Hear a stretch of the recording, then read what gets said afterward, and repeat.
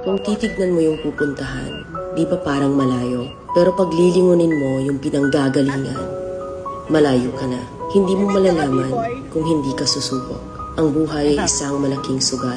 Kung lagi kang takot sumugal sa isang bagay dahil takot kang mawalan, mauubos lang kung anong meron ka.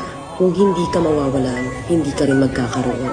Kung ano man ang mga desisyon mo ngayon, yun ang magiging buhay mo bukas. Lakasan mo lang yung loob mo dahil ang mundong to, aapakan lang ang mga mahihina.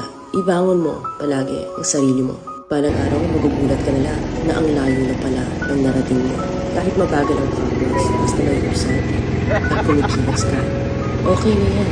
Wala tayong magagawa. Ganyan talaga ang proseso ng buhay. Lahat tayo nakakaranas ng hirap. Hindi natin alam kung hanggang kailan tayo dito sa mundo.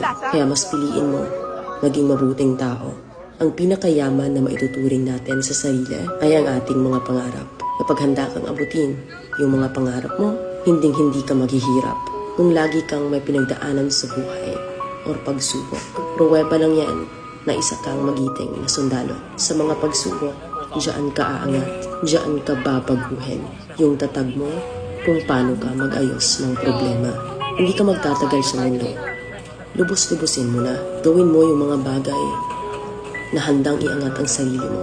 Huwag mo isipin yung mga sinasabi ng iba at huwag na huwag kang panghihinaan ng loob dahil lahat ng tao ay may iba't ibang desisyon at iba't ibang sitwasyon.